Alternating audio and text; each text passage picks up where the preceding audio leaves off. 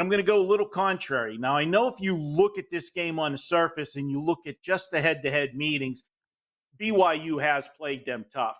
But everybody expects these two to move on. And one thing, and I don't know, maybe Teddy will comment at the end about this statement I'm going to say. One of the angles that I generally do like in conference tournament action, and it's based on public perception. Most people feel that the teams that have the bye have a huge advantage over the teams that play. I don't feel that way when the teams that had the bye are making their first start in the conference tournament. Why? Well, you're playing in a venue, although they come here every year, you know the turnover in college basketball. Where they're playing at the Orleans Arena is not a true basketball arena. So your sight lines are a little bit different. You don't have the, not that Gonzaga or St. Mary's should have any butterflies, but still the other team's got a game under their belt. The market thinks it's a huge advantage. You generally get line value. And I think there's line value tonight in the St. Mary's game because if you look, they just played a couple weeks ago at St. Mary's. The line was 9.5 at St. Mary's, and it was another tight game between BYU and St. Mary's. They're getting 7 tonight on a neutral court. And St. Mary's, you got a fine line between rust and rest. They haven't played since the 25th. And oh, by the way, that 25th game, that was against Gonzaga. That was the big showdown game between those two.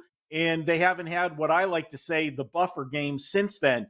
We talk about sometimes losing the same game twice. Well, they've had enough time in between. I don't think that's a big issue, but I would have rather them have a game since that one like Gonzaga has. They scheduled a Patsy at the end of the season, but at least it was still, they got a game under their belt after that big one. I'm going to take BYU to keep this one close tonight.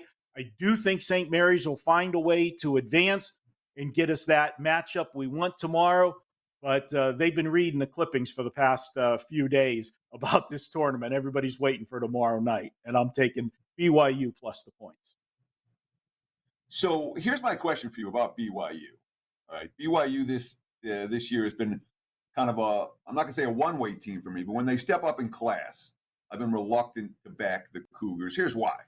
Really young BYU team. We know they're leaving the Mountain West for the Big 12 next year. They're not going to get the calls in this tournament or in this game. As a result, the conference not happy with BYU. And they're so young. It has been, we're not calling it a rebuilding season, but it's been a rebuilding season for the Cougs. Now stepping up in class against an elite defensive team who tested them twice this year on a neutral floor. Isn't this a time for the class to shine? I mean, and I know we like teams that have played on this floor. BYU, now their third game in 4 days. Is that a concern for you, either?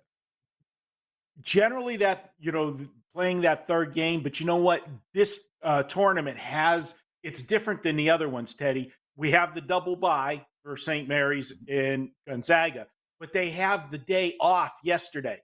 So BYU did get a day's rest. That's different than playing 3 straight games and having, to play. I kind of think negates that a little bit.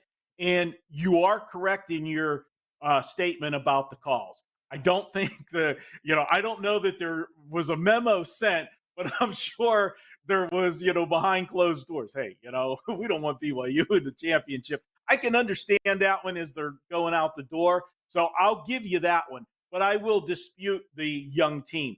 We're at game number, 33 of the season. Okay. Game number 34. At this point in time, they're not young anymore. Okay. They've had a full season under their belt. So I'll give you one, but I won't give you the other one. I don't think they're inexperienced anymore.